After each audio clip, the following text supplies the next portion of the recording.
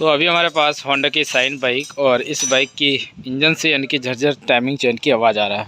तो इसमें कहना है कि टाइमिंग चेन हाल ही में यानी कि डाला गया है और उसके बाद भी इंजन से अगर इस तरीके से आवाज़ आता है तो हमें उसमें क्या काम करना है।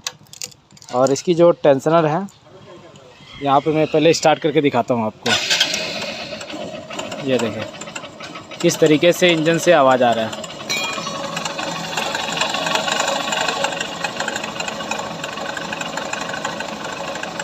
इसकी जो ये टेंशनर देख रहे हैं आप, ये वाला, इसे भी यानी कि हमने लगाया, फिर भी यानी कि उसी तरीके से आवाज़ करने लगा। थोड़ा चला और फिर यानी कि वही हाल हो गया। तो चलिए फाइनली इसकी टाइमिंग चेन और टेंशनर इन दोनों चीज़ों को अच्छी तरीके से चेक करते हैं। उसे चेक करने के लिए फाइनली हमें टंकी वगैरह सारा चीज़ उतारना है और उतारने के बाद फिर इसकी हेड कवर को खोलते हैं, टाइमिंग चेन को प्रॉपर बाहर निकालते हैं और फिर हम आपको दिखाते हैं। तो चलिए फटाफट से खोल के और दिखाते हैं कि इस तरीके से अगर कभी भी होता है तो आपको उसमें कैसे और क्या काम करना पड़ेगा। देखें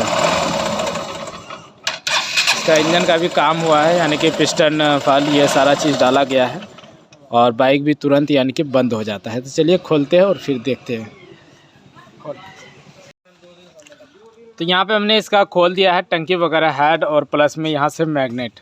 तो यहाँ पे मैं दिखा दूँ, ये जो टेंशनर है, इस टेंशनर को बिल्कुल ये ओरिजिनल है। यहाँ पे देखें एडवोक कंपनी की जो आता है ये बिल्कुल ओरिजिनल होती है।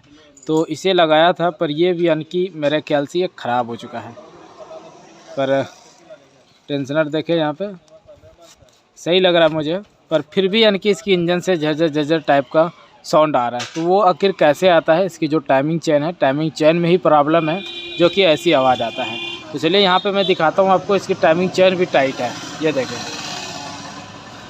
यहाँ पे देखें आप कितना जगह यानी कि बच रहा है। यहाँ अगर हम दबा भी देते हैं फिर भी यानी कि इसकी जो जगह है वो बहुत ही ज़्यादा बच रहा है अभी भी। तो यहाँ पे हमने इस चैन को बाहर निकाल दिया है और दूसरा चैन हमने लगा दिया।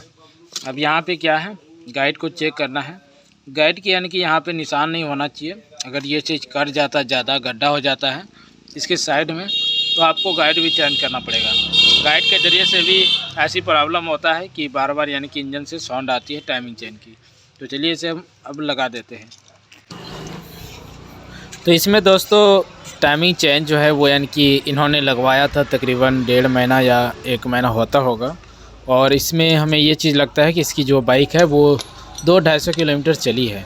तो यहाँ पे जब हमारे पास एक बार ये आए भी थे तो हमने देखा इसकी टेंशनर वो चीज़ सही काम नहीं कर रहा था। तो हमने टेंशनर लगाया। टेंशनर लगाने के बाद 2-4 दिन यानी कि सही चला और फिर ये भैया हमारे पास आया कि उसी तरीके से ये आवाज़ करने लगा। आपने वो सामान लगाया फिर भी सही नहीं हुआ। तो फिर हमने इसकी जो टेंशनर है उसे चेक किया तो टेंशनर भी हमें सही लगा और टाइमिंग चेन भी अभी यानी कि टाइट होने में बहुत ज़्यादा जगह बाकी था। तो कभी कभी क्या होता है दोस्तों कि अगर हम बहुत ही लोकल टाइमिंग चेन को इंस्टॉल करते हैं, लगाते हैं, तो वो इसी तरीके से होता है। टाइमिंग चेन टाइट रहने के बाद भी यानी कि इंजन से झरझर झरझर जैसा आवाज़ आता है।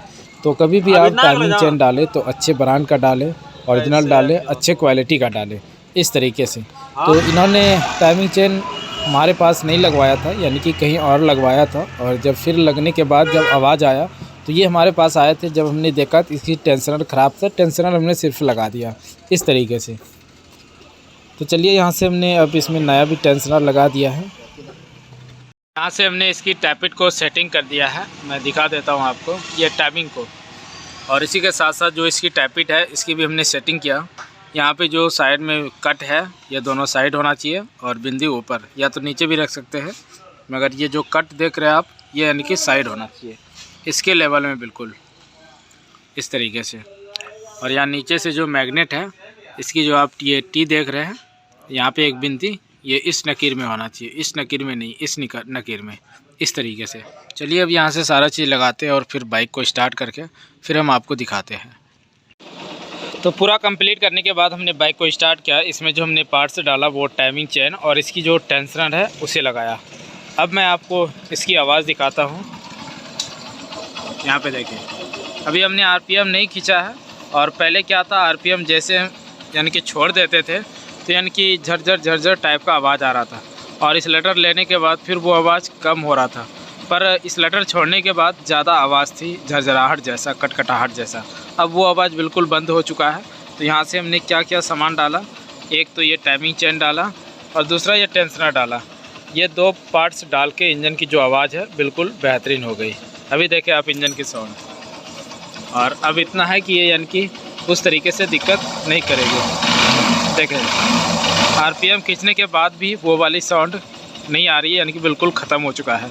और इसकी हमने कार्बोरेटर को क्लीन किया, क्योंकि स्टार्ट करते ही छोड़ते ये एक्सीलरेटर छोड़ते ही बाइक तुरंत बंद हो रही थी और दिक्कत यानी कि बहुत ही ज़्यादा था स्टार्टिंग के लिए, यानी कि मिसिंग के लिए इस तरीके से। तो उसके लिए कार्बोरेटर को क्लीन किया, ट्यूनिंग किया, अब बिल्कुल परफेक्ट हो चुका है। तो चलिए और भी इसी तरीके से वीडियो देखने के लिए चैनल को ज़रूर सब्सक्राइब करें, वीडियो को लाइक करें और शेयर करें। मिलते हैं आगे नेक्स्ट वीडियो में।